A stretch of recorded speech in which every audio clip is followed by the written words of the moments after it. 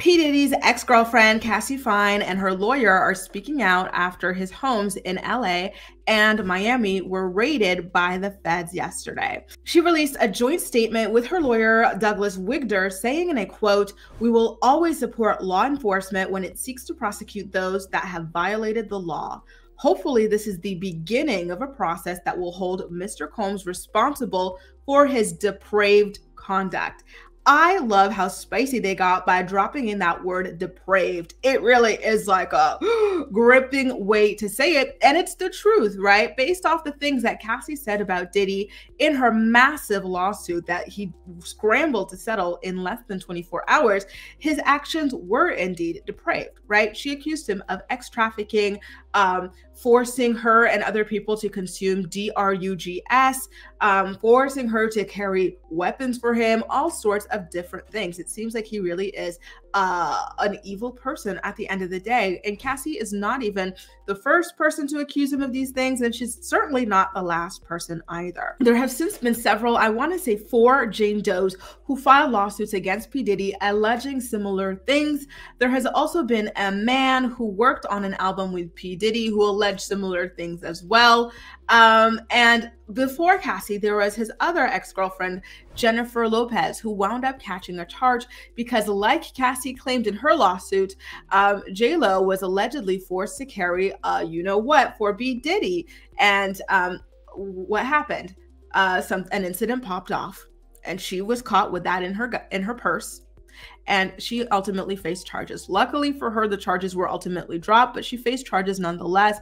And listen, it's not in J-Lo's character to be walking around like that. That is the first and only time it ever happened to her. And it just so happened to be while she was dating Diddy, who is known for allegedly forcing women to do these sorts of things, you know? Unfortunately, Diddy was not present at either of his homes when the raid went down. It seems as though a rat on the inside tipped him off to the entire thing, which would corroborate what that last man who filed a lawsuit against him said. There was a man and actually a woman who allegedly was shot in the face by Diddy. They both said that Diddy has connections to the feds and to the police. Okay. And that is why he has been able to evade justice for the past several decades, despite this woman testifying several times that Diddy is the one who shot her in the face. And this man also said that there was another incident involving one of these, right, at a home where they were supposed to be recording for Diddy's album. And, you know, Diddy wound up escaping arrest for that because of his connections with the feds again, with the police again. And so at this point, it seems as though his luck has worn out, but he still does have an inside source with them. And that is how he was able to avoid being arrested, because guess what? He was in Miami at the time, but he conveniently had just escaped the home before this went down. But what's really pathetic about this is that he left his 2 sons behind. There was King and there was Justin, who were handcuffed at the scene. Rather pathetic. And listen, the feds, the Department of Homeland Security, the FBI, they put a lot of time and money behind these raids. They planned for them to happen simultaneously in 2 different states so they could catch this man. They involved helicopters, they involved boats, they involved a lot of money and manpower. So this is a very serious thing.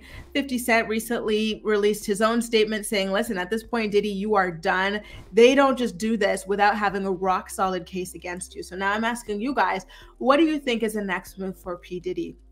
He was last spotted at the Miami airport, but we don't know where he's going. His private jet touched down in a Caribbean island, but Diddy was not on board. So I asked this in a prior video that I shot today, but in case you didn't see that video, I want to know what you guys think, where you think he's going, and what you think his strategy is. Is he just buying time to put together a rock solid legal team, or is he looking to just go away indefinitely until the statute of limitations runs out, if that's an option, similar to Russell Simmons, who is currently hiding out in Bali? Let me know what you think is going to go down, and don't forget to subscribe to my channel in the meantime as well. I will definitely be keeping you updated on this story as it continues to unfold, because it truly is a doozy. I am so happy that this really could be the end, the downfall of P. Diddy. Let me know what you think about all this in the comment section down below, and as usual, we'll chat. That's all for now. Thank you so much for watching, and I'll see you next time.